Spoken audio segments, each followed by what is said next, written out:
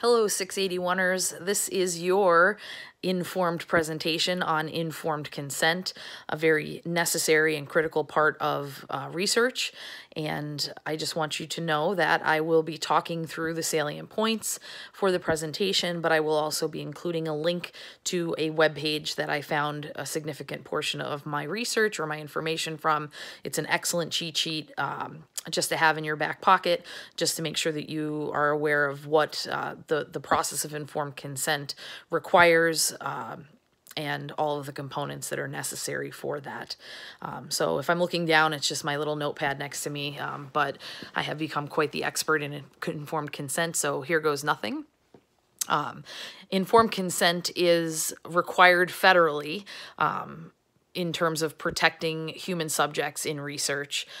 There are federal regulations and mandates that require informed consent, and the process of informed consent is designed to accomplish three things. One being to inform the potential research subjects of what your work is about, what they can expect, and we'll go through an exhaustive list of all of the required elements that have to be included, but it is to inform them of what the research is about, to give them an opportunity to ask questions that they may have to clarify things, and then finally, after giving them ample enough amount of time to consider the option of participating, then to provide documentation or to sign an agreement or a contract saying that they are willingly entering into the research process with you with full informed consent. One thing that is really important to note that I found out in my research is that the researcher has to present this information, whether it's just informative or if it is the actual contract. You have to present it in a format, whether it be a language or, it could be visual pictures for someone who might be illiterate. You have to present it in a format that is fully understandable by the subject or the person speaking legally on behalf of the subject. If you do get a consent form signed, but it is deemed to not be something that someone was understanding or able to understand, then you can be liable for deceiving them into participating, and that would not bode well for your research. Informed consent it's a two-prong process. One is the actual providing of the information, and then the second prong is the documentation that the information has been provided, the subject has been given all the time that they need to make an informed decision and ask the questions that they needed, and that it was legally entered into as an agreed upon endeavor. Some of the basic elements that must be part of informed consent documentation, as well as information, would be, what is the research about, that it is a research project, what is the purpose of the research project, what is the duration of the project, what would be the experimental treatment or what procedures would be used in the research, what might be some of the discomforts provided, what would be the risks of entering into the research project, what might be some benefits. There's another section in a minute that I'll speak about, talking about incentives. Sometimes incentives are part of the research process, but we do have to outline risks and benefits, cost-benefit analysis, if you will. What is it that the researcher is hoping to learn or gain from this research? What will the contribution be to, the large population at large? Pertaining to a lot of medical research, you are required to inform the subject of alternatives to the treatment that you're introducing. But beyond medical, it might be an instance where, say, you're going to try some sort of maybe psychological application or teaching methodology, that there would be an alternative to that, and also what the traditional outcomes of those alternative methods could be. There should be discussion of confidentiality. What are the parameters of confidentiality for the data gained from the research, and also, the information supplied by the individual subject. There are state mandated and then internal review board mandated requirements for certain specific types of research. So you would definitely want to look into specifics based on your treatment or your type of research to see if there are any very specifically mandated for your educational institution or just by the state.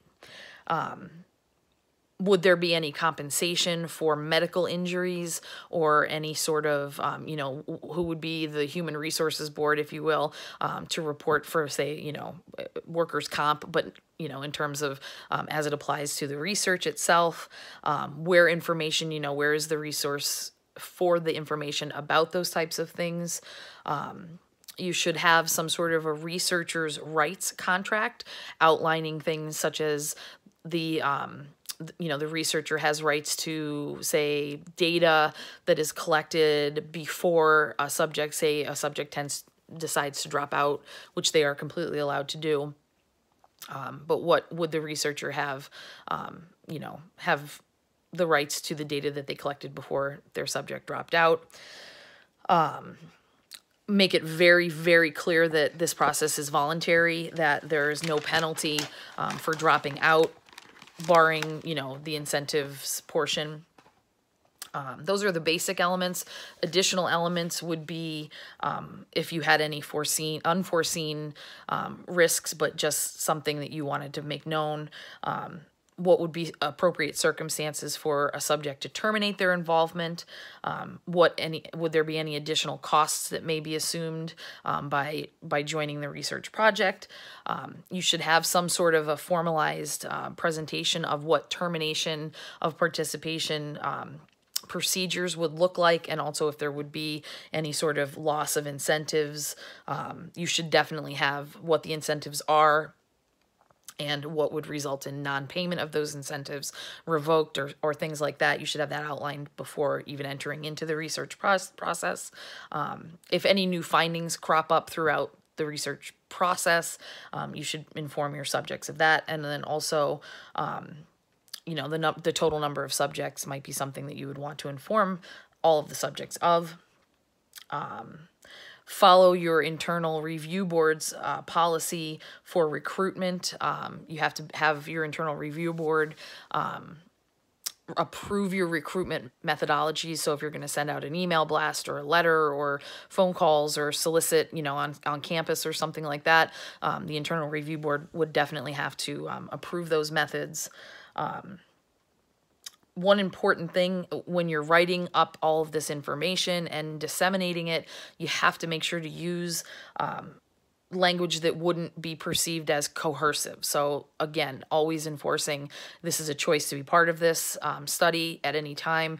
You can decide not to be part of it. It's not mandatory. There's no punishment if you drop out.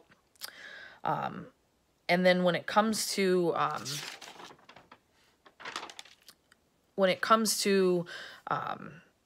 again, ensuring that the candidates or that the possible subjects can understand and fully consent, you have to make sure to provide them with a version of it that they can understand.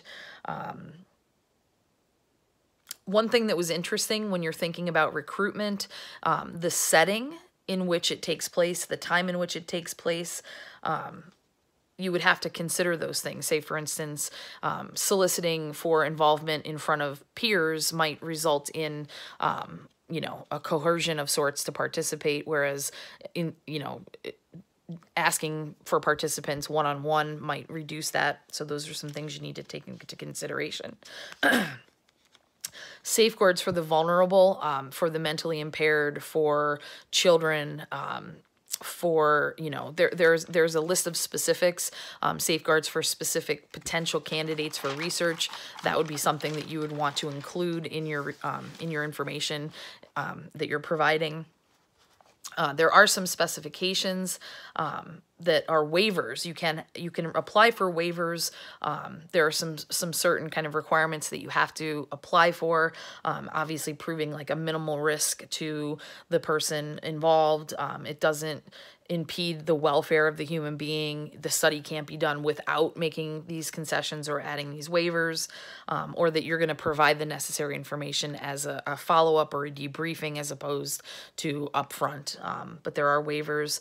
There are also those are the waivers of elements of consent. There are also waivers that you can actually justify deception. So having the study take place where people, you know, the subjects can't know that they're even participating, otherwise the study would be null and void, or even just non-disclosure so that they know that they're part of the study but they don't know when it's taking place or how it's taking place. So those would all be things that you'd consider in terms of the documentation and review with the candidates, and then the actual documentation that confirms that they're agreeing.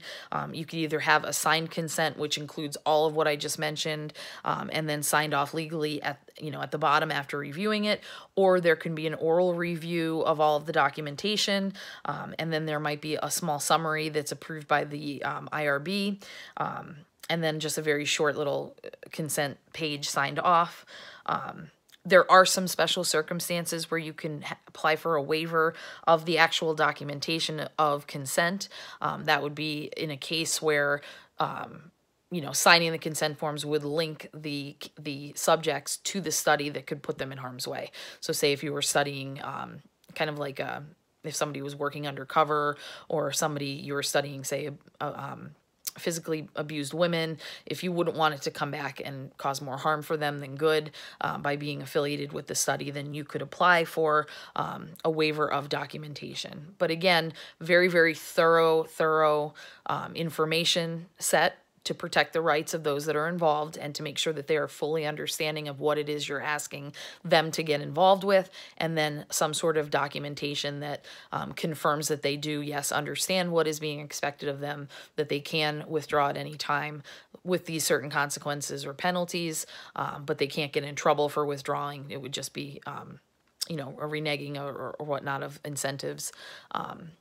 And that's pretty much informed consent, necessary part. I definitely went over by 2 and some change minutes, but I will include obviously, like I said, the link that I got the information from. Save it to your bookmarks, and it'll be a great resource. So thanks so much. Bye.